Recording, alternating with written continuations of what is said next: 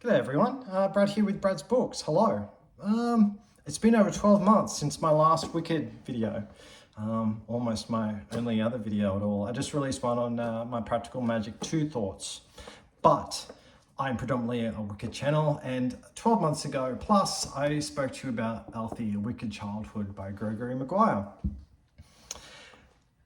Some of my commenters have told me that the Galinda book's coming out. And I haven't read the synopsis as yet, so I'm going to have a bit of a chat about what I think is going to happen.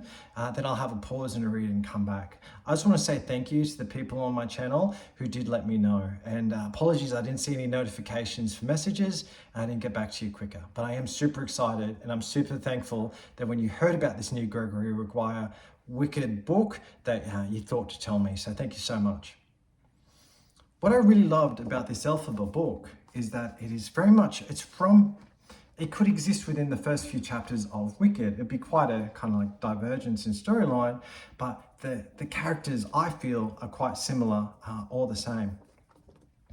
What I'm trying to say is that they haven't been changed by the Wicked musical or the Wicked movies. I predict that there's quite a lot of parents who saw the fine actresses of Wicked on a book and said, yeah, because that's a great musical. I'll give it to my child. And my go-to example of why it's probably not for children is an example of how it is that Wicked was brought into the world. The world of Oz came into existence in Lurlenism theory. Is that Lurline, the goddess, came down and she actually urinated a river, and from what talking animals and non-talking animals and all this kind of people emerged. So it's not really for children. And the Oz Dust Ballroom is quite a different sort of place if you read the book. So I was really happy to see that the characters haven't been changed at all. The essence of the characters. So what do I think the essence of the character of Galinda is from the Wicked books? Well, I think one of my favorite scenes in all of literature is when Galinda calls winter upon water. That scene where the general, I think it's General Cherrystone, if I can continue with that. If it's Commander, please, I apologize. Hello, Jackie. My dog's gonna be growling at me every now and then. Let's see if I can get him. No, he's run off. He's got a toy rope and he wants me to throw it. It's night time. The clock's now telling us that it's 7:45 and he's ready to be playing. Hello, Jackie. Hello. Can you see? No, it's anyway. So I'm going to go with General. If it's Commander, I apologize. But Cherrystone, I hope it's Cherrystone. My memory's not the best. The men has been taken over, and Galinda doesn't particularly have a close relationship with her servants. She's up the higher end of the social ladder and then down the lower, and she expects them to do their roles and to communicate with her accordingly. And she's got no real interest in their day-to-day activities, their lives, as long as they just do the work that's required of them. That's the order of things. However, when the army has taken over the manor, Galinda is very, very aware through her real-world interactions as a political figure and a member of social elite, an educated woman. She knows the dangers of when men and women, but when, in this case, military men have come in saying that everything is completely fine and everyone's going to be completely safe. She knows that that might not be the case and that there are real risks to the men and women and children around her. And she will not allow them to be hurt or abused under her watch. She uses her education, her fierce confidence. She will not back down. She will step nose to nose with this commander, and she will do what she can within her level of power that she has, both political and social and education, to really ensure that she is watching and she will not tolerate anyone to be abused under her watch. And I think that's classic Galinda. If you want to say she's akin to a princess, we're not talking a princess who walks around just to be seen in a gown, which she very much was when she was younger, and as she was well represented in the books and musical. But she knows the real world risks to the people around her, and authority that she does have, she will yield to ensure that they are safe under her watch. And I think that's classic Galinda. And spoilers if you haven't read the books, I don't want to go into it too much, but a member of Elphaba's family, Jackie, do you want it? A member of Elphaba's family is under her watch within her manor. They are a servant. She treats them as such. They do have her level of protection. However, they are a child. They're not particularly in her sphere of thought. They work for her. They're safe there. And that's about where it kind of goes. They're still within their social class. This is one, for their protection, but two, it's just how Galinda really operates. And I think she's great. She might not be everyone's best friend, but she's not designed to be there. She enables people around her, and she just wants them to do their job. And I think that's great. So what do I think I'll see in the beginning of the Galinda book? Well, I think that Galinda, in the upper uplands, I think that she is going to see real world examples where people come in promising that they're actually really good and that they're going to do the best by everyone, just to see people be fooled, people's defenses be let down, and for something truly terrible to happen. And Galinda's going to see that you really do need fierce political confidence and knowledge to not be... An army might come in and say, yep, we're just going to be here for 5 days and we're going to pay everyone 100 gold pieces. I'm not saying that's Oz currency, but for example, terrific, only here for 5 days. That's great. Gold, fantastic, welcome. But Galinda might say, well, I don't think you're going to be here for 5 days, and I don't think you're going to pay. And I think you need to leave right now, because she can read between the lines, and she is a very strong, political advisory and opponent, and she won't let evil just tread on people, but she does exist within the class system. Does that make sense? Hopefully I've made that make sense. That's just my thoughts out loud. But yes, so that's what I expect to see. I expect to see young Galinda learn really quickly that people aren't always what they present, and the world is not a safe and cozy place. But I'm just going to go get the synopsis, and I'll read it out and we'll have a chat. Here he is. I was able to catch him. I'd say he's a bit camera shy, but I'm just standing in my kitchen with my phone in a cupboard, and he's probably like, why am I near this cupboard? But here he is. Here's the little boy. Good old Jack. Anyway, I'll get that synopsis. All right, so this is the synopsis I'm reading of Hatchet, Australia. Galinda, A Charmed Childhood. So a wicked childhood, a charmed childhood, sure. Is the eagerly awaited origin story of Galinda, the pink-clad, effervescent and popular good witch. Who was Galinda the good witch before she floated down in her bubble to meet Dorothy? Who was Galinda before she became Elizabeth Thropp's magnetic and popular roommate at Shears University? Well, before then, she was Galinda, with a G. That makes me feel really... I'm getting lots of musical kind of vibes from that. I can't remember if that line's in the book, but that's just fine. Let's keep going. The youngest of 4 children in a high-born family down on their luck, Galinda is both pampered and ignored. Her natural grace promises to elevate her in the district dance competitions, but these efforts distract her from seeing the growing resentments of local merchants who disapprove of her family and their business. But as her father deftly pivots around the snares and nets laid for him by his rivals, Galinda begins to dance toward a life that might lift her above the proud, if hard-scramble, childhood. Galinda reveals the girl behind the bubble, shallow cliche, offering fans of Wicked their first glimpse in the true life of a beloved and iconic character. Alrighty, what do you think of that, Jack? What do you think of that? I'm not going to sing it, but it's in my head, dancing through life at the moment. It's really running through my head. That really feels like that's been written towards the musical. So that's interesting to me. But also interesting that my initial thoughts was that she was going to become her father be in a position of power, but it was Elphaba's family who were in positions of powers, with her mother being a direct line to the imminent Throp. and which Nessa Rose took on. So in this book, Galinda, family kind of like business. I'm thinking rural, thinking business, and they're down on their luck. So this young Galinda is going to have to learn what it takes to succeed.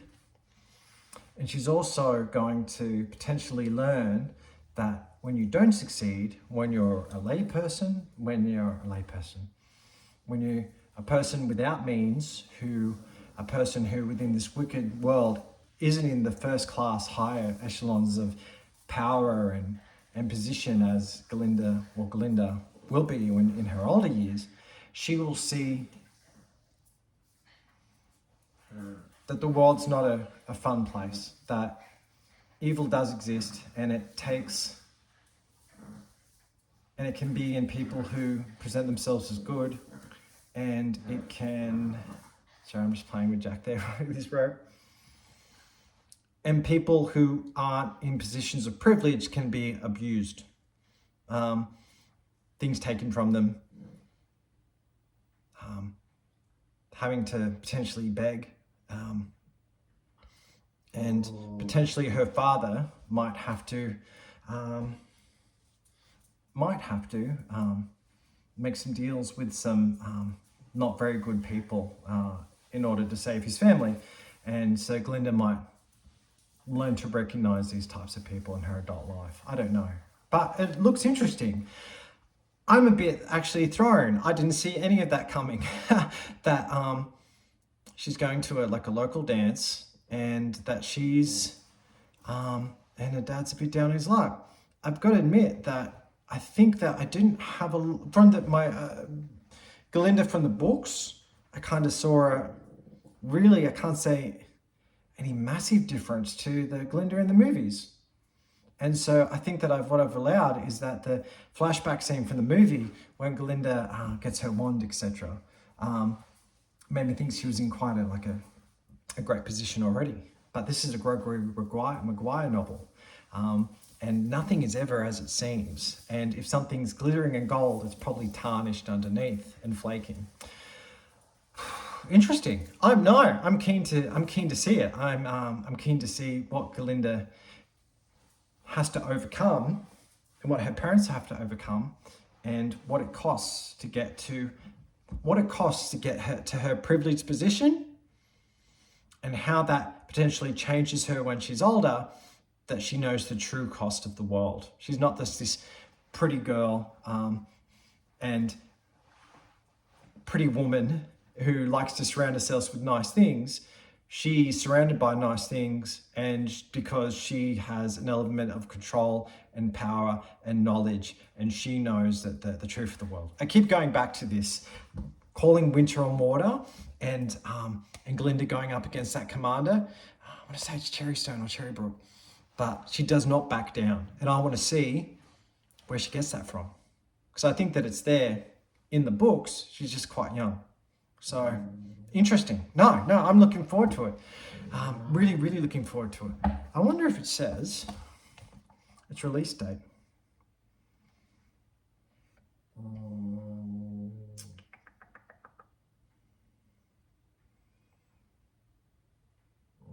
No, it's got a picture of Gregory Maguire there.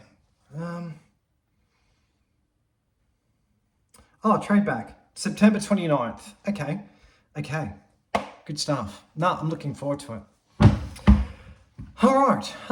If you're still here, thank you. I might just talk about on Facebook. Gregory Maguire has a public page that you can follow, and he writes some really great, insightful posts, doesn't he, Jack? Doesn't he? It's interesting. One of the girls. I'm one of the boys. One of the girls on the page, a lady. I'm in my 40s. A lady on the page wrote that she named her dog after a character from Wicked. And I'm like, that's really funny because my dog's middle name's Lee. And I don't think it is really, to be honest. But it's a nice idea. And it's something I thought of when I did name him. I just don't know how someone like Gregory Maguire would react to that, to be honest. Someone wrote a post on his page about whether they thought that Galinda and Elphaba ever would meet again. And Gregory, he's quite nice. He's quite nice and quite an open man, very kind and just very educated. And he wrote back to her, "Thank you for thinking about this." And he asked what people think. And I wrote back that I don't think that in the books Elphaba and Galinda do see each other again, because I don't think, because it's my belief in the books that, spoilers if no one's read the books, it's my belief that Elphaba does die at the end and she doesn't get her connection with Fiero or Galinda again. And I don't believe that if she did get brought back, even though she's quite mystical and powerful as a child of both worlds, I don't think any of the gods would potentially bring her back, because you've got Lilina, who I don't think's really real, potentially, and you've got the unnamed god, who I don't think's real, and you've got like spiritual people, like magical people, like Madame Yakel and all this kind of stuff. But I think they would see Elphaba as a means to an end, if they are real at all. Yakel is. I can't see them giving this gift to Galinda and Elphaba at all. But what I did write is that I think there are gods in Oz, and we see it in the Another Day series, how I pronounced his name wrong and I apologize, but Theocles and his son, they're by the pond in the mountains by their home. Sorry, it's 8 o'clock now. I can keep talking. You can still hear me, can't you? 3, 4.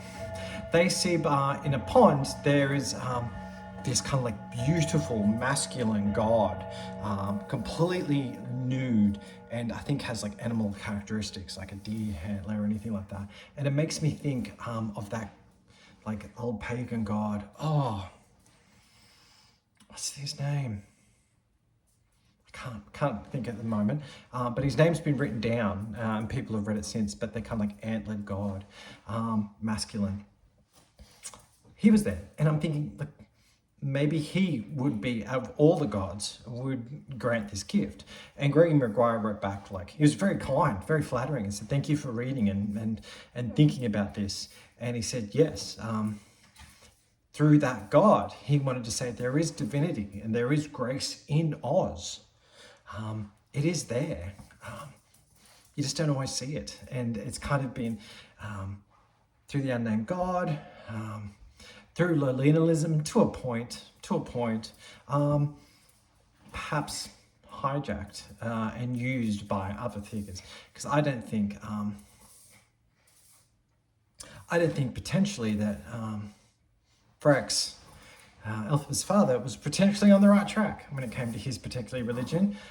He was a man of God, and I think he believed in it, but there was also a lot of kind of like control and all that sort of thing within his religion over people, how they wanted them to think and act and whatnot.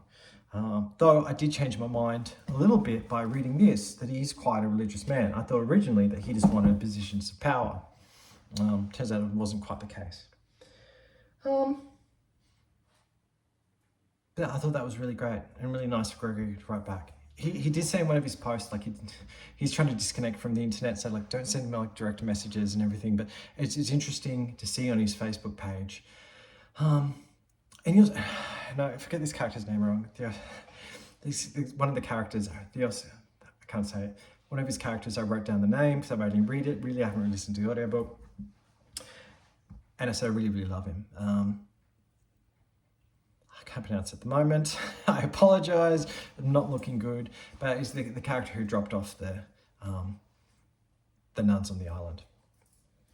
The island of Maricor. The Maricor Island. I'm tired. It's night time. Oh God, I'm 19 minutes in and I can't edit this. But from what his responses really were, the brides of Maricor. So he would drop off the brides when they were young onto the island because they were born and they would go on to die there. And Theoscles, Gregory was saying that I was potentially the only other person to have ever written that character's name beside himself. And I think that's a shame because I loved the Another Day series.